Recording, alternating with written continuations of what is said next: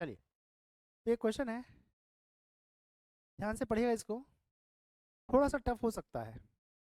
Seating arrangement का question है, बनाते से मजा आने वाला है।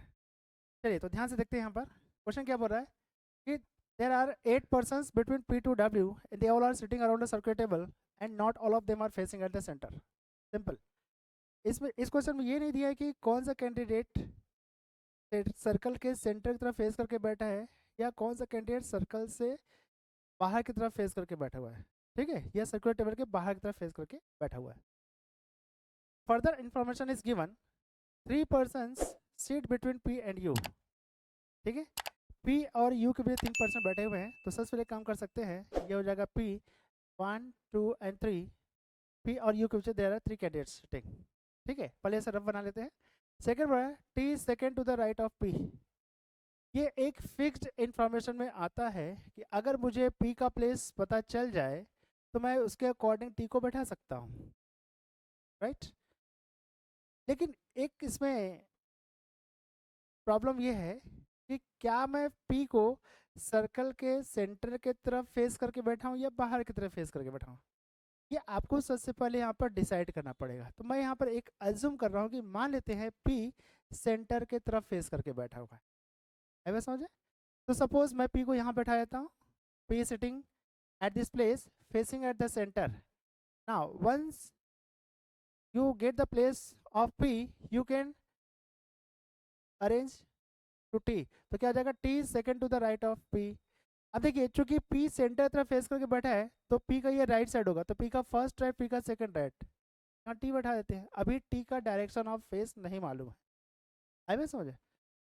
चलिए तो ये तो हमने अरेंज कर लिया यहाँ पर। और क्या बोल रहे हैं यहाँ पर, चूंकि P का प्लेस हमें नोन है, हम क्या कर सकते हैं, U को ले सकते हैं। तो P और U के बीच 3 कैंडिडेट्स आर सिटिंग, तो हो जाएगा 1 2 एंड 3, इसका मतलब U यहाँ पर आएगा, आई बात समझे। तो U के लिए प्लेस हो जाता है, P और U के बीच में there are 3 candidates, T second to the right of P when P is at the centre. आगे बढ़ते हैं, this is done, this is done. Now U sits 2 places away from R।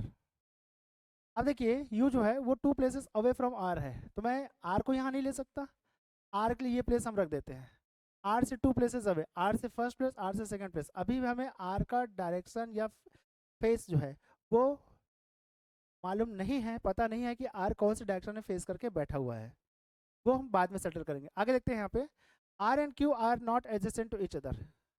R और Q एक दूसरे के adjacent नहीं है, मतलब Q यहाँ नहीं आ सकता, Q यहाँ नहीं आ सकता, ठीक है। तो R and Q are not adjacent to each other, ठीक है। तो Q के लिए 2 प्लेसेस नहीं है, तो Q कहाँ आ सकता है, या तो यहाँ आ सकता है या तो यहाँ आ सकता है। There are only 2 places for Q। Clear हुआ। आगे बढ़ते हैं। The neighbour of T face same direction, ठीक है। तो T के जो नेबर हैं, T का नेबर कौन कौन है यहाँ पर, ये, ठीक है। तो T के जो नेबर्स हैं वो सेम डायरेक्शन में फेस करते हैं। मतलब अगर मान लीजिए ये जो कैंडिडेट है आउटसाइड फेस कर रहे हैं तो दोनों T के जो दोनों नेबर्स हैं they will be facing outside, okay. आगे देखते हैं, ठीक है। यहाँ पर क्यू आर क्यू साइड में नहीं हो सकते। Neighbour of T face the same directions, S sits second to the left of Q बोल रहा है यहाँ पर, ठीक है। S sits second to the left of Q and both face the same direction. ये बहुत अच्छी बात यहाँ पे बोल रहा है कि एज का पोजीशन कहाँ पे है, Q के सेकंड लेफ्ट में है, ठीक है। अब देखिए Q के लिए ये प्लेस जो है रिस्ट्रिक्टेड है, यहाँ Q नहीं आ सकता है, तो Q के लिए 2 प्लेसेस है यहाँ पर, या तो मैं Q को यहाँ बैठा सकता हूँ या तो मैं Q को यहाँ बैठा सकता हूँ, आई बात समझे। अब एक और कंडीशन क्या बोल रहा है यहाँ पर कि S sit second to the left of Q। S जो है वो Q के सेकंड लेफ्ट में बैठा हुआ है और दोनों सेम डायरेक्शन को फेस कर रहे हैं। अगर मान लीजिए मैं यहाँ पर Q को यहाँ बैठा दूँ, ध्यान से देखिएगा, सपोज Q को मैं इस प्लेस पर बैठा देता हूँ और ये आउटसाइड फेस कर रहा है, समझिएगा क्यों आउटसाइड फेस कर रहा है, क्योंकि Q जब आउटसाइड फेस करेगा तभी ये उसका ये फर्स्ट लेफ्ट यहाँ पे सेकंड लेफ्ट होगा, आई बात समझे। अगर मैं Q को इनसाइड फेस कराऊंगा तो यहाँ पे आ जाएगा, एस आ जाएगा। मैं भी एक कंडीशन मान के चल रहा हूँ कि Q को यहाँ बैठा देते हैं, क्योंकि देखिए यहाँ तो Q नहीं आ सकता, तो Q या तो यहाँ आ सकता है। अगर Q को मैं इनसाइड फेस करके बैठाऊंगा तो एस यहाँ पे आ जाएगा, मैं अभी क्या कर रहा हूँ, मान लेते हैं कि क्यू जो है, हाँ एक और चीज़ याद रखिएगा, मैं यहाँ पर क्यू को इनसाइड फेस क्यों नहीं करा रहा हूँ, क्योंकि इसमें लिखा हुआ है कि no 3 consecutive person face the centre. अगर मान लीजिए मैं क्यू को यहाँ पर आउटसाइड की जगह पे इनसाइड फेस करा देता हूँ, तो ये हो जाएगा क्यू का फर्स्ट लेफ्ट, क्यू का सेकंड लेफ्ट, ये तीनों सर्कल के सेंटर तरफ फेस करेंगे। कंडीशन क्या बोल रहे हैं, no 3 consecutive person face the centre.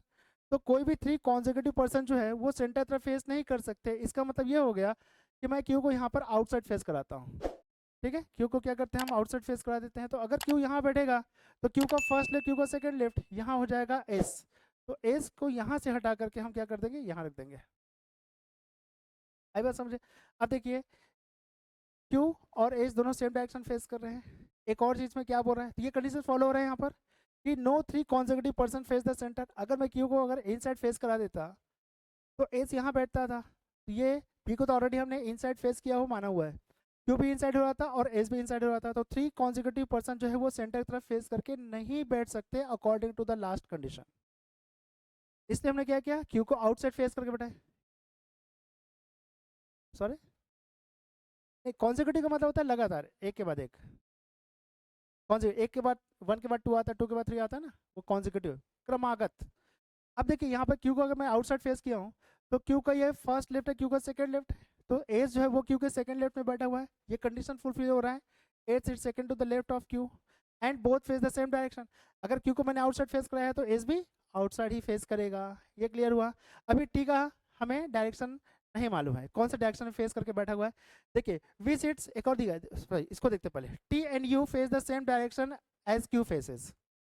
ठीक है, तो क्यू आउटसाइड फेस कर रहा है तो टी भी सेम डायरेक्शन फेस करेगा, तो T and U face the same direction.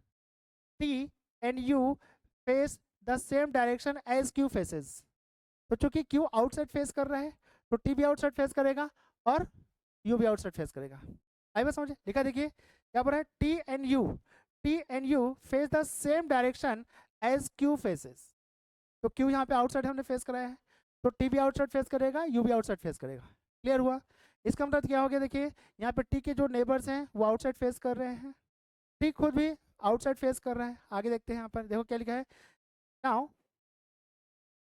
देखो इसमें लिखा है T and U face the same direction as Q faces but a different direction that R faces. ठीक है, मतलब आर जो है वो इनसाइड फेस कर रहा है, टी और यू जो है face the same direction as Q faces but a different direction that R faces. क्योंकि क्यू जो है, तो टी और यू आउटसाइड फेस कर रहे हैं क्योंकि क्यू भी आउटसाइड फेस कर रहा है, लेकिन आर जो है वो क्या कर रहे हैं, different direction that R faces. तो आर जो है इनर साइड कर लेते हैं, बाकी सभी आउटसाइड फेस करें तो आर को हम इनर साइड ले लेते हैं, डिफरेंट डायरेक्शन हो गया। ठीक, आगे बढ़ते हैं। Now V sit second to the right of W and is not adjacent to P. V जो है वो डब्ल्यू के सेकंड राइट में बैठा हुआ है, ध्यान से देखना।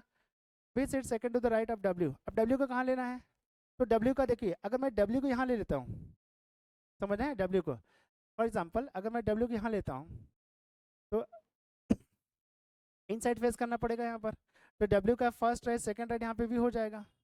और क्या कंडीशन बोल रहे हैं यहाँ पे, V sit second to the right of W and is not adjacent to P. तो वी जो है वो पी का एडजेसेंट नहीं है, बोल रहे हैं यहाँ पे तो इसके अकॉर्डिंग हम जो अरेंज किए हैं वो क्या है, वी जो है वो पी के एडजेसेंट आ रहा है, मतलब ये अरेंजमेंट प्रॉपर नहीं है। हम क्या कर सकते हैं, इसको वी को यहाँ से हटाते हैं और डब्ल्यू को यहाँ से हटा दीजिए। ठीक है, एक काम करते हैं, हम वी को यहाँ ले लेते हैं। ठीक है, अब क्या बोल रहा है, V sit second to the right of W. तो वी जो है वो डब्ल्यू के सेकंड राइट में, मतलब मैं डब्ल्यू को यहाँ ले लेता हूँ। अब ये डब्ल्यू को जब यहाँ ले रहे हैं तो डब्ल्यू का फेस मुझे आउटसाइड करना पड़ेगा, तब ये डब्ल्यू का फर्स्ट राइट डब्ल्यू का सेकंड राइट हो जाएगा। आई बात समझे, ये जो वी जो है वो डब्ल्यू के सेकंड राइट में है तो डब्ल्यू आउटसाइड फेस करेगा, तो ये डब्ल्यू का राइट साइड है तो फर्स्ट राइट है सेकंड राइट, वी अरेंज हो गया यहाँ पर। और क्या बोला देखिए, V sit second to the right of W and is not adjacent to P. तो वी जो है वो पी का एडजेसेंट भी नहीं है और वी जो है वो डब्ल्यू के सेकंड राइट में बैठा हुआ है, हो गया अरेंजमेंट। ठीक, और क्या बोल रहा है, कुछ और बचा क्या यहाँ पे, this is done, this is done, this is done, everything is done. हाँ, अब देखिए क्या हो रहा है यहाँ पर कि no 3 consecutive persons face center. अब देखो यहाँ पे वी का जो फेस है ना, इसके लिए हमको एक और चीज़ देखना पड़ेगा, वी के डायरेक्शन में कुछ और दिया है क्या, नहीं दिया हुआ है। ठीक है, अब देखिए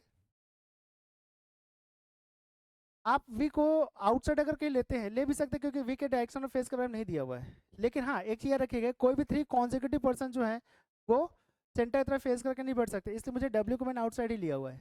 डब्ल्यू को आउटसाइड करके लिया हुआ है, तो यहाँ पे वी जो है वो हम इसको इनसाइड ले सकते हैं, क्योंकि कुछ ना कुछ किसी न किसी को तो इनसाइड फेस करना पड़ेगा ना। ठीक है, तो वी का एक्चुअली यहाँ पर अगर देखा जाए तो डायरेक्शन जो है केवल वी के बारे में केवल एक ही जानकारी दी गई बस, second to the right of W and is not adjacent to P. अब वी के डायरेक्शन ऑफ फेस दिया ही नहीं है। ठीक है, तो हमने इसको बस अज्यूम किया है कि आप चाहें तो इसको इनर साइड ले सकते हैं। ठीक है, देखिए इनसाइड आउटसाइड इनसाइड इनसाइड है, बाकी सभी आउटसाइड रहेंगे, बना लीजिए। ठीक है, इस प्रकार से आपको क्वेश्चन को ध्यान से केयरफुली ऑब्जर्व करना है और ऑब्जर्व करके आपको बनाना है। ठीक है, बना लीजिए।